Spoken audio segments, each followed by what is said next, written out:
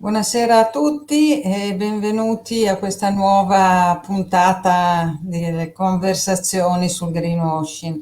Benvenuto Paolo Anselmi e benvenuti a tutti coloro che ci stanno seguendo. Io chiedo addirittura di farsi un'autopresentazione a Paolo, ci conosciamo solo credo da una ventina d'anni, però siccome ha un percorso anche molto, molto articolato, chiedo a Paolo di raccontarci in pochi minuti le sue esperienze. Sì, grazie Rossella, grazie di questo invito. Beh, visto che giustamente hai citato i 20 anni come tempo di nostra conoscenza, magari mi soffermo sugli ultimi 20 anni. Io nasco come ricercatore d'istituto e anche come ricercatore accademico. La mia formazione è da antropologo culturale, ma poi molto presto mi sono dedicato alle ricerche sociali e di mercato in Eurisco, avendo un maestro di grande valore come Gabriele Calvi. E a partire appunto dalla fine degli anni 90 ho iniziato a dedicarmi con grande passione e interesse ai temi della responsabilità sociale, della sostenibilità. Allora si diceva responsabilità sociale, la sostenibilità è arrivata dopo. E quindi a curare quella parte delle ricerche e anche dei seminari che Eurisco dedicava a questi temi. Eurisco poi è diventata GFK, fino al gennaio 2020 ho avuto la responsabilità delle ricerche sociali in GFK e dopodiché ho deciso di creare questo piccolo laboratorio che è Walden Lab, che è totalmente dedicato a ricerche, a studi, a seminari sui temi della sostenibilità e aggiungo anche del terzo settore. Sono i miei due ambiti di interesse a cui mi dedico con passione. Ma anche all'insegnamento, perché sono stata certo. tua ospite più di una volta in Università Cattolica, vero? E io sono stato tuo ospite in statale. Sì, dal 2004 sono docente a contratto in Cattolica di marketing sociale, dove per marketing sociale io intendo marketing e comunicazione della responsabilità sociale d'impresa e marketing e comunicazione per il terzo settore. Aggiungo, visto che abbiamo detto quasi tutto, che sono anche consigliere nazionale di WWF e quindi con particolare interesse seguo i temi relativi all'ambiente, all'evolvere della cultura dei consumatori e dei cittadini rispetto ai temi ambientali. Ecco, ho finito direi, se no... No, ma va benissimo perché così anche le persone che ci seguono inquadrano la tua esperienza nel modo giusto. Bene, oggi siamo qui per parlare di ricerche e per capire se anche il mondo della ricerca può avere delle situazioni in cui sostiene del greenwashing. È un tema ovviamente molto delicato, sappiamo che le ricerche sono uno strumento molto utile per tutte le organizzazioni, però insomma adesso oggi parliamo più di aziende, per cui le aziende usano le ricerche in vario modo, no? Per sondare l'evoluzione del mercato, per capire se un claim funziona o meno. Quelle però di cui ti sei occupato tu andavano sempre più a, diciamo, ad approfondire appunto i temi sociali e ambientali. Ecco, il rischio greenwashing collegato al tema ricerche, come si può declinare secondo te? È un tema delicato, ma è anche interessante e secondo me facciamo bene a cercare in questi minuti che abbiamo di metterlo a fuoco. Allora, come tu hai detto, le ricerche sono uno strumento prezioso, sono uno strumento di ascolto. Come sappiamo, la ricerca nasce come ricerca sociale e come ricerca di mercato e ha dimostrato la sua utilità e la sua efficacia consentendo lo studio delle culture dei consumatori e anche quindi poi il posizionamento efficace, una comunicazione efficace per beni e servizi. Da alcuni anni le ricerche vengono utilizzate anche per indagare i temi, diciamo temi sociali e temi ambientali in relazione alle strategie d'impresa. E questo passaggio è un passaggio delicato che pone alcune questioni. Innanzitutto, ma questo, come si dice in bassin dire, le ricerche devono essere fatte bene, devono essere ben costruite, devono essere ben fatti i questionari, i campioni, questo è ovvio, e diciamo pure che oggi la qualità dell'operato dei principali istituti che operano in Italia è di ottimo livello, ma non basta questo.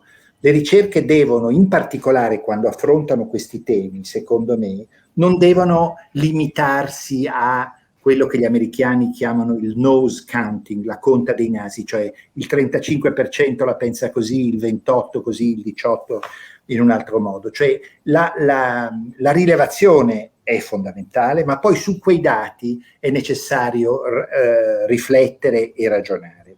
Perché questo? Cito forse quello che è uno dei motivi a cui bisogna prestare maggiore attenzione, perché oggi quando si parla di sostenibilità, di responsabilità sociale, è evidente che è diventato per molti aspetti il nuovo politically correct. Quindi diciamo, una grande maggioranza di cittadini, di consumatori dirà, una volta intervistato, che naturalmente è importante che le aziende si comportino in modo responsabile, che loro sono molto attenti agli aspetti sociali e ambientali, che sicuramente sceglieranno i prodotti che si caratterizzano per una maggiore sostenibilità ambientale e sociale. Ecco, bisogna cercare di andare oltre queste diciamo dichiarazioni, perché poi i comportamenti reali a volte non sono esattamente coerenti. Quindi c'è uno scarto tra il dire e il fare. A volte questo scarto riguarda le imprese, a volte riguarda i consumatori. E qui credo è una questione di competenza, di expertise del ricercatore. C'è anche un altro punto, te lo cito, poi mi limito ad accennarlo, ma molto spesso quando si opera in questo ambito le imprese vogliono in qualche modo avere la verifica, la conferma che le loro strategie, le loro iniziative, le loro comunicazioni sono corrette e apprezzate. Ecco, il ricercatore secondo me non deve prestarsi a questo gioco, cioè il punto è capire ogni volta davvero, al di là di quello che fa più o meno comodo al committente, come stanno le cose. Questo potrebbe essere il legame che tu accennavi col greenwashing, cioè sì. La ricerca può diventare uno strumento di sostegno a questo tipo di intenzione. E infatti è proprio per questo che abbiamo deciso anche di dedicare una riflessione, proprio perché chi utilizza anche la comunicazione, ne abbiamo già parlato, in modo non corretto, potrebbe anche cercare il sostegno, no, di una ricerca che vada a avallare quello che è l'interesse in quel momento dell'azienda. È chiaro che le aziende perfette, come diciamo, non ci sono, i comunicatori perfetti tantomeno, i ricercatori forse nemmeno, quindi dobbiamo essere sufficientemente diciamo bravi per tenere un equilibrio tra delle richieste che possono essere anche legittime, no? Di essere confortati, ecco, perché a volte la ricerca, credo che sei convinta che tu, no, serve a confortare l'azienda che per esempio sul tema dell'impegno ambientale sta facendo bene. Quindi tenere col giusto equilibrio tra questa ansia di conforto e invece esplorazione vera anche di criticità. Infatti una cosa che ti volevo chiedere è questa: perché secondo te non ci sono ancora tante ricerche che vanno a indagare la reazione degli stakeholder, non limitandoci al consumatore, sulle azioni, sui progetti, sulle iniziative reali che sono già state fatte? Quella che tu citi è esattamente quella che io considero la lacuna principale. Allora, noi sappiamo, tu lo sai meglio di tutti noi, che come dire, le imprese iniziano a muoversi lungo un percorso di responsabilità sociale, di sostenibilità, cioè c'è una fase in cui ci sono delle ottime dichiarazioni di intenti, ci sono delle carte di valori appese nelle sale riunioni, ci sono iniziative, progetti, poi iniziano anche naturalmente a essere raccontate nei report di sostenibilità, ma in qualche modo c'è una fase in cui quello che conta, o quello che sembrava contare, era dimostrare che si era consapevoli di quanto rilevante fossero questi temi e orientati a impegnarsi. Ricordo bene che i tuoi primi saloni si chiamavano Dal dire al fare, avevano questo come, e questo è esattamente il punto, ed è ancora oggi, forse oggi ancor più che in passato, il tema cruciale. Oggi i consumatori, ma direi i cittadini, perché poi le azioni di sostenibilità non si rivolgono solo al consumatore, si rivolgono a una molteplicità di stakeholder, chiedono soprattutto concretezza, visibilità, cioè bisogna che l'azienda dimostri con azioni che non sono solo i prodotti, c'è tutta un'area corporate in cui l'impresa si mette in gioco, in cui agisce, talvolta anche in partnership con organizzazioni del terzo settore, e in cui davvero dimostra il suo impegno, l'autenticità del suo impegno. Ecco, questo è il terreno su cui oggi avrebbe senso applicare anche le indagini, le ricerche, per capire innanzitutto quali azioni sono quelle che corrispondono di più alle aspettative e alle domande dei consumatori e dei cittadini, e poi per verificare quanto le azioni messe in atto rispondono a queste aspettative. Ecco, questo è proprio l'area in cui oggi... No, ma in generale si parla molto di valutazione dell'impatto, magari con un significato un po' diverso di quello che può essere indagato con delle ricerche, però io sento fortissima questa richiesta. Basta, scusami un po' un termine così infantile, ma basta aria fritta, cioè c'è bisogno di capire chi fa bene, come lo fa e quale impatto ha avuto, come è cambiato diciamo quella comunità piuttosto che quell'ambito specifico dove l'impresa è intervenuta. Questo secondo me sarà la vera sfida, in cui le ricerche possono aiutare, però a mio parere, che non sono una ricercatrice, direi molto più le ricerche qualitative che non quelle quantitative. Quindi la qualità, che è l'ascolto, aiuta poi l'impresa anche a capire dove deve andare. Immagino che tu sei d'accordo su questo.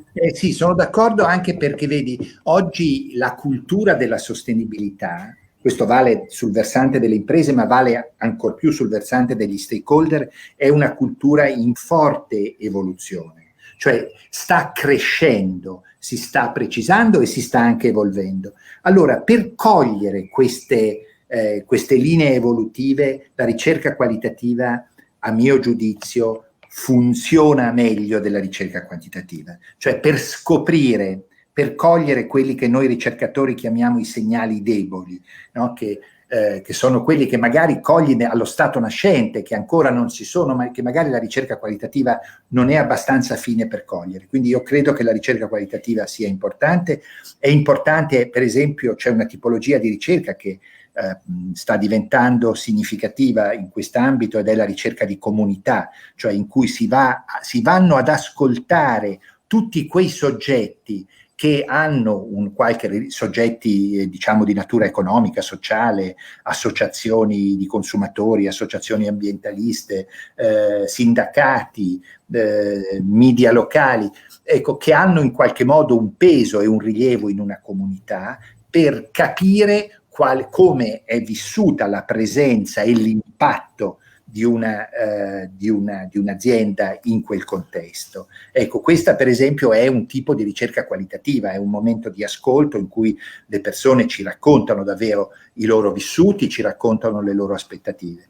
Ecco, però poi, attenzione, anche la ricerca quantitativa mantiene la sua validità e la sua importanza, perché quando poi si tratta di misurare e soprattutto quando si tratta di capire nel tempo come le cose stanno cambiando, bisogna mettere a confronto dei numeri che hanno una significatività statistica. Tu hai toccato adesso un tasto importante, che è quello che addirittura qualcuno dice che stiamo andando verso la community economy, quindi anche il marketing, no, sta cambiando perché deve andare a rispondere a bisogni di comunità specifiche, che a volte sono anche molto trasversali, no? Possono avere persone di età diverse, di culture diverse, di anche disponibilità economiche diverse. Ecco, questo, la famosa coda lunga, no? Di cui si parla oramai da tanti anni, questo mi sembra che sta diventando un fenomeno molto importante anche per la sostenibilità. Tu cosa ne pensi? Sì, sta diventando sicuramente un fenomeno importante per la sostenibilità, ma rimanda a un dato culturale che è trasversale. Guarda, io adesso sto seguendo tre ricerche in tre settori diversi e c'è una domanda io la definisco di prossimità e di visibilità, cioè i consumatori, in un caso sono dei donatori, i cittadini chiedono di poter vedere, in un certo senso quasi toccare con mano quello che è l'impegno, l'attività, quello che viene effettivamente realizzato. E chiaramente lo spazio, il contesto in cui questo è possibile è quello della comunità di appartenenza a cui l'impresa appartiene, a cui appartengono i diversi soggetti. Quindi questo io non credo che sarà l'unico ambito. Non è che le strategie di sostenibilità si potranno ridurre a questo, ma questo è certamente un ambito destinato ad avere una rilevanza crescente, e anche, quindi sia per le iniziative delle imprese e di conseguenza anche per le ricerche che dovranno in qualche modo misurarle e valutarle. Ma ti ricordi i bei tempi in cui c'erano, no, i quadranti con tutti i profili e tu sapevi quando dovevi investire per una campagna pubblicitaria esattamente dove, almeno si credeva esattamente. Adesso è tutto così, si direbbe fluido, che è molto più difficile non solo fare comunicazione ma anche fare ricerca, no? E quindi è proprio un po' cambiata la prospettiva, credo, no? Dell'approccio che si deve avere. Sicuramente, innanzitutto è cambiata la cultura è cambiata la cultura delle persone. Beh, noi, insomma, Eurisco è stato l'istituto che ha portato in Italia gli stili di vita, prima le mappe, poi sono stati strumenti di straordinaria utilità per la segmentazione del mercato. Io credo che oggi, in particolare quando si parla di temi sociali, di temi ambientali, tu dicevi fluido, sicuramente la situazione è molto più fluida, ma in qualche modo c'è anche una trasversalità che mi capita sempre più e che è anche un dato positivo, cioè in qualche modo certamente è possibile segmentare i consumatori e i cittadini sulla base della loro sensibilità a questi temi. Ci sono ovviamente i soggetti fortemente coinvolti, fortemente convinti, e poi ci sono quelli a cui tutto sommato che hanno altre priorità. Ma la cosa interessante è che l'asse di segmentazione più efficace è quello che mette in relazione valori, credenze con i comportamenti, cioè è un asse di coerenza. Cioè la vera segmentazione è tra chi, perché dal punto di vista della sensibilità oggi abbiamo raggiunto, se tu chiedi a un campione di italiani quanto è importante che le imprese si impegnino e facciano buone cose sul piano ambientale e sociale, tu hai delle risposte che arrivano al 75-80%, tutti ti dicono che è importante. La vera questione è poi quanti di quelli poi come dire, scelgono veramente i prodotti, le marche sulla base, tengono veramente conto di quanto le imprese fanno. Ecco, questa dimensione di concretezza e di coerenza è quella che alla fine conta. Sappiamo che siamo tutti a volte incoerenti, no? Tra il dichiarato e l'agito, quindi anche le imprese come noi, come persone lo siamo. Sono passati velocemente i nostri 20 minuti, chiedo alla regia se manda sul video, ecco, le ultime la sintesi, perché come diciamo sempre non vogliamo dare consigli, non ci permetteremo mai di farlo, però diciamo qualche idea che aiuta a fare sintesi rispetto a quello che ci siamo detti. Leggo io la prima e poi chiedo a Paolo di commentare la seconda. Bisogna diffidare delle ricerche quando si ha il sospetto che vengano usate per sopportare una comunicazione che non poggia su prove credibili rispetto alla sostenibilità di un prodotto o di un'impresa. Bene, l'abbiamo detto e credo che la sintesi lo confermi. Prego Paolo. Beh, il secondo è altrettanto importante, perché le ricerche dovrebbero sempre più riguardare la dimensione del fare dell'impresa. Possono essere molto importanti, per esempio, per capire quanto una strategia di sostenibilità è conosciuta e considerata positiva dagli stakeholder, positiva e anche poi realmente applicata, realmente messa in atto. Questa è una dimensione sicuramente molto importante che va considerata, ed è un ambito in cui le ricerche veramente possono essere utili. Ti lascio anche la terza perché è proprio più adatta a te. Sì, lo strumento della ricerca qualitativa è più utile, lo dicevamo prima, quando si tratta di ascoltare le idee e le attese, e soprattutto quando si tratta di intercettare trend emergenti, domande, bisogni che stanno nascendo rispetto allo sviluppo sostenibile. Ecco perché dico l'ultima cosa su cui so che tu sei pienamente d'accordo. La parola, il termine sostenibilità, sviluppo sostenibile oggi è talmente utilizzato e come dire, comincia anche a essere un po' usurato, per cui deve essere riempito di contenuti, deve essere agganciato ad azioni e a impegni concreti. Ecco, la ricerca ci può anche aiutare a capire quali sono queste azioni e questi impegni. Benissimo, ringrazio Paolo Anselmi per questa chiacchierata. Ricordo a tutti che poi volendo si può rivedere sia questa che le altre conversazioni sul greenwashing e do appuntamento per lunedì prossimo, che è il 31 di maggio, con il tema sarà la rendicontazione, quindi parleremo di bilanci sociali, di report integrati e di trasparenza più in generale. Sarà il 31 con Angelo Russo, sempre alle 17. Grazie a tutti. Grazie Rossella, a presto.